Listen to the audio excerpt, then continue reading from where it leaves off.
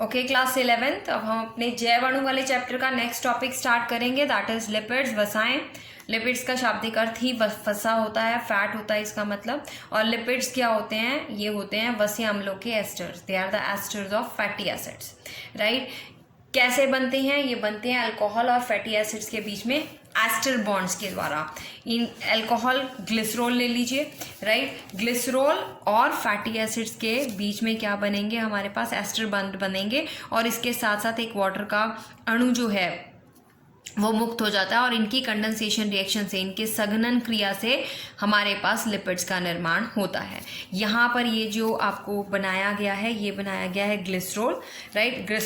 इस ग्लिसरॉल के अंदर आपके पास 3 हाइड्रोक्सिल ग्रुप हैं, 3 OH ग्रुप हैं, राइट। और इन हर OH ग्रुप के साथ एक फैटी एसिड आकर लगा हुआ है और इसीलिए ये ट्राइग्लिसराइड का निर्माण करेगा।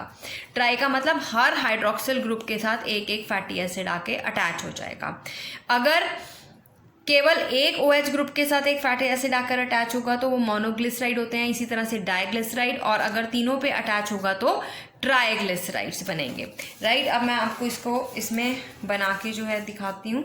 देखिए हमारे पास जो ग्लिसरॉल है उसमें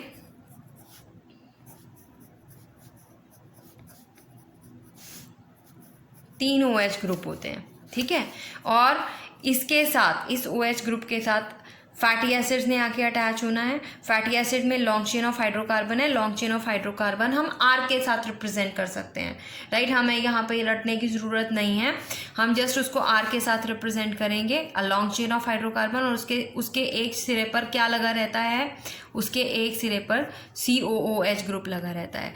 अब हमारे पास क्या होता है, जब इनके बीच में कंडेंसेशन क्रिया होती है, संघनन क्रिया होती है, तो एक पानी का मॉलिक्यूल जो है, एक अणु जो है वो रिलीज हो जाता है और एस्टर बंध का निर्माण करता है, जिससे फैटी एसिड्स बनते, हमारे पास लिपिड्स जो हैं वो बनते हैं, राइट। तो यहाँ पर H2O, राइट, लिपिड्स का निर्माण हो गया। तो लिपिड्स जो हैं वो कैसे बनेंगे?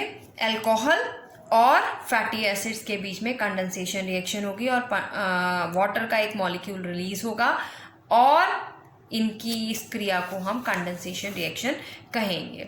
हमारा अगर ग्लिसरॉल उपस्थित होगा और ग्लिसरॉल के तीनों हाइड्रोक्सिल ग्रुप के साथ फैटी एसिड्स आकर अटैच होंगे तो वो ट्राइग्लिसराइड्स का निर्माण करेंगे, राइट। तो आपको यहाँ पर long chain of fatty acids को रटने की ज़रूरत नहीं है, just right represent it with R। आप उसको रिप्रेजेंट कर सकते हो केवल R के साथ। हम आगे बढ़ते हैं। नेक्स्ट है हमारे पास फैटी एसिड्स क्या होते हैं। अब हम कह रहे हैं कि जो लिपिड्स हैं ये कैसे बनते हैं? फैटी एसिड और अल्कोहल के साथ। फैटी एसिड्स जो हैं ये लंबी चेन वाले हाइड्रोकार्बन हैं जिनके एक सिरे पर COOH ग्रुप लगा रहेगा, दूसरे सिरे पर CH3 ग्रुप जो है वो जुड़ा रहेगा। अब ये जो COOH ग्रुप है ये होता है जलरागी, हाइड्रोफिलिक, और जो CH3 मीथाइल ग्रुप है ये होता है जल विरागी, राइट। और ऐसे अणु जिनमें जल रागी और जल विरागी दोनों प्रकार के समूह पाए जाते हैं, दोनों प्रकार के ग्रुप पाए जाते हैं, उन्हें हम उभय संवेदी एम्फैथिक ग्रुप्स जो हैं वो कहलाएंगे, ठीक है। एम्फैथिक ग्रुप्स कहलाएंगे वो, और उभय संवेदी ग्रुप्स। आगे हमारे जो फैटी एसिड्स हैं ये 2 प्रकार के होते हैं, संतृप्त और असंतृप्त। ये आपने 10th क्लास में भी पढ़ा हुआ है, संतृप्त वसीय अम्ल और असंतृप्त वसीय अम्ल, या संतृप्त वसाएं या असंतृप्त वसाएं, सैचुरेटेड फैट्स और अनसैचुरेटेड फैट्स। जो सैचुरेटेड फैट्स होते हैं उनकी जो हाइड्रोकार्बन्स की चेन्स हैं उनके कार्बन्स के बीच में हमेशा सिंगल बॉन्ड पाया जाएगा, उनमें डबल बॉन्ड नहीं होता, राइट। केवल और केवल क्या होगा? सिंगल बॉन्ड होगा। और ये संतृप्त हैं। संतृप्त मतलब इनको पूरी तृप्ति है, इनमें कुछ और ऐड करना बहुत मुश्किल होता है। और असंतृप्त मतलब इन्हें तृप्ति नहीं है, इनमें हम कुछ भी ऐड कर सकते हैं, इनकी डबल बॉन्ड्स को हम तोड़ सकते हैं। तो असंतृप्त में याद रखिएगा दोहरे बंध पाए जाते हैं और संतृप्त में केवल सिंगल बॉन्ड्स जो हैं वो पाए जाते हैं। संतृप्त वसाएं जनरली हमारे एनिमल फैट्स होती हैं, राइट। एनिमल फैट्स घी वगैरह हो गई, और घी जो है हमें पता है कहाँ से मिलता है? एनिमल्स के मिल्क से हम प्रिपेयर करते हैं ना, जो अर्ध ठोस अवस्था में पाया जाता है, सेमी सॉलिड सा होता है।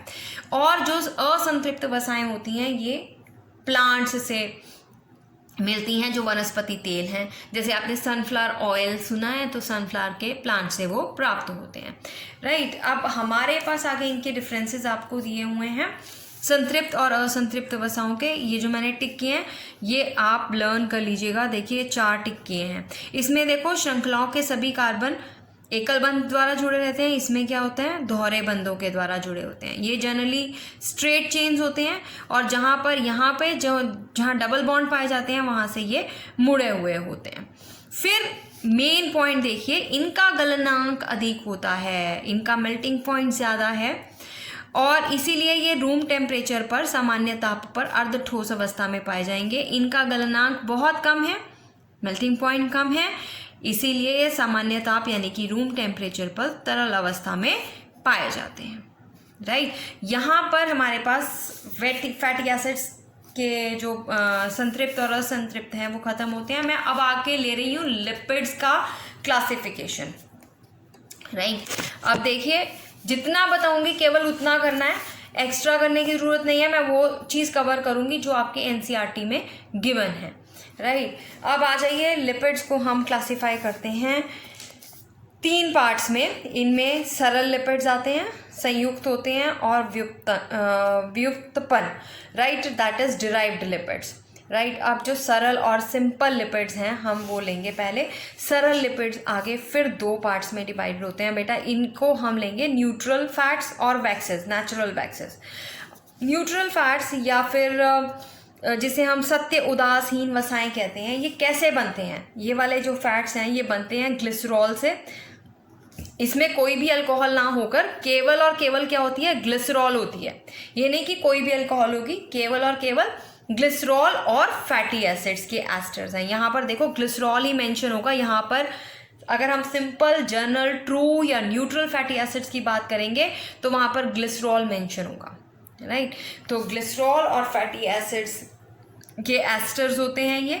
और यहाँ पर ये जनरली इनके OH ग्रुप के, हर OH ग्रुप के साथ आकर क्या फैटी एसिड अटैच्ड होता है और ये ट्राइग्लिसराइड्स बनाते हैं, राइट। ट्राइग्लिसराइड भी हो सकते हैं, ये मोनो भी हो सकते हैं, डाई भी, जो मैंने अभी आपको लिया है।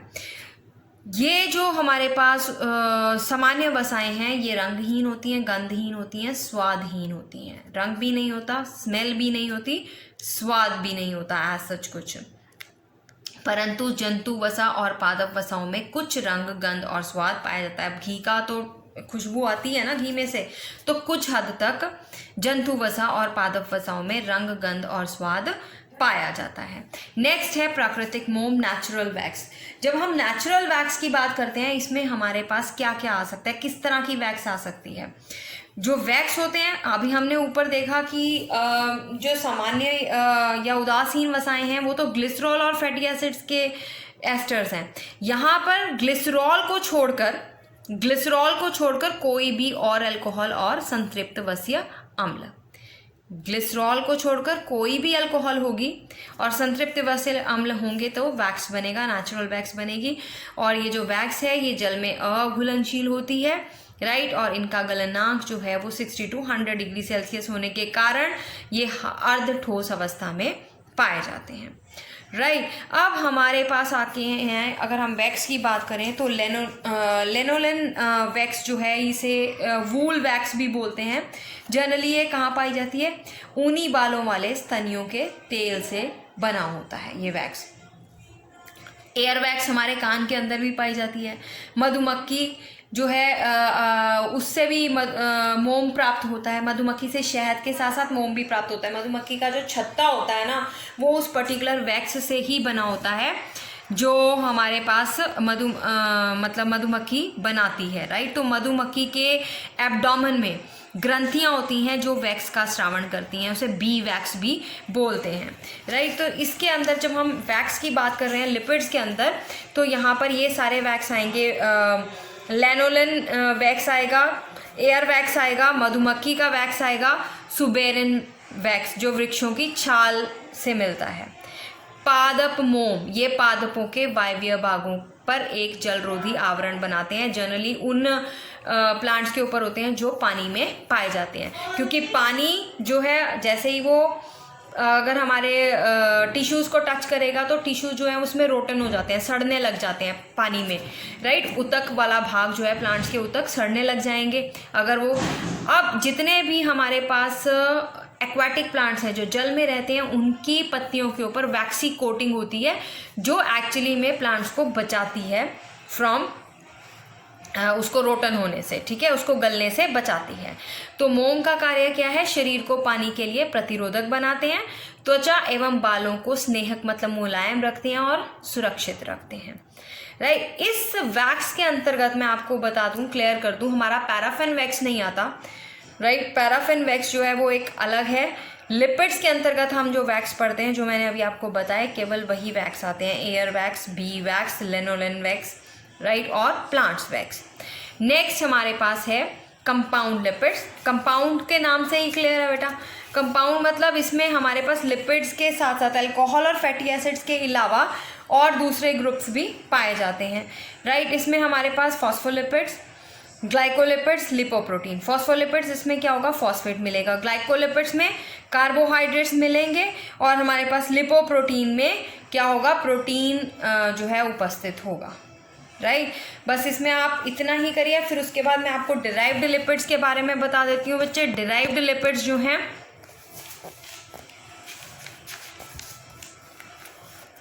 डिराइव्ड लिपिड्स ये एक्चुअली में लिपिड्स के डेरिवेटिव्स हैं, यानी कि ये लिपिड्स जो हैं कैसे बनेंगे? सरल और यौगिक के अपघटन से। सरल लिपिड्स के और कंपाउंड लिपिड्स का जब अपघटन होगा तो ये लिपिड्स बनेंगे। आपको जितने भी स्टेरॉइड्स, कैरोटेनॉइड्स मिलते हैं, ये सारे के सारे इन्हीं लिपिड्स के कैटेगरीज में आते हैं। इनमें टर्पीन्स भी आएंगे, राइट।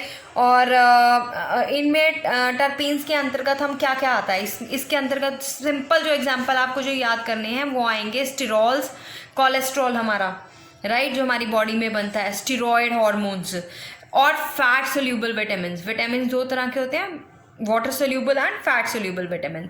फैट सोल्यूबल विटामिन जो हैं वो इसमें इसके अंतर्गत आते हैं। वो कौन कौन से विटामिन होते हैं? Vitamin A, D, E and K. Vitamin A, D, E and K जो हैं हमारे पास फैट सोल्यूबल विटामिन हैं, वो भी डिराइव्ड लिपिड्स का ही एक एग्जाम्पल है, राइट। तो हमारे पास यहाँ पर लिपिड्स वाला पोर्शन जो है वो ख़त्म होता है और फिर हम आगे पढ़ेंगे लिपिड्स के गुण। लिपिड्स जो हैं उनके गुण आपको साथ साथ बताए थे। रंगहीन होते हैं, जनरली गंधहीन होते हैं, राइट, और ये जल में अघुलनशील भी होते हैं। कमरे के तापमान पर वसा जो है ठोस एवं तरल द्रव्य में हो सकती है, राइट। और इनका गलनांक किसके ऊपर डिपेंड करता है? कार्बन श्रृंखला की लंबाई के ऊपर डिपेंड करता है। लिपिड्स के कार्य, लिपिड्स जो है वो कार्बोहाइड्रेट्स की तरह ही हमें ऊर्जा देता है, राइट, ये भी एक ऊर्जा का ही सोर्स है। और जंतु और वनस्पतियों का संचित पदार्थ, रिजर्व्ड फूड है। लिपिड्स की फॉर्म में ही फूड जो है, या फैट की फॉर्म में ही फूड स्टोर होता है। जंतुओं में जो एडिपोज टिश्यू है उसमें संचित रहता है, तथा पादपों में ऑयल ड्रॉपलेट्स के रूप में फूड जो है वो स्टोर रहता है, स्टोरेज का काम करता है। तो रिजर्व फूड है ये लिपिड्स जो हैं वो क्या है? रिजर्व फूड का काम करते हैं। जंतुओं के एडिपोज टिश्यू में और पादपों में ऑयल ड्रॉपलेट्स के रूप में ये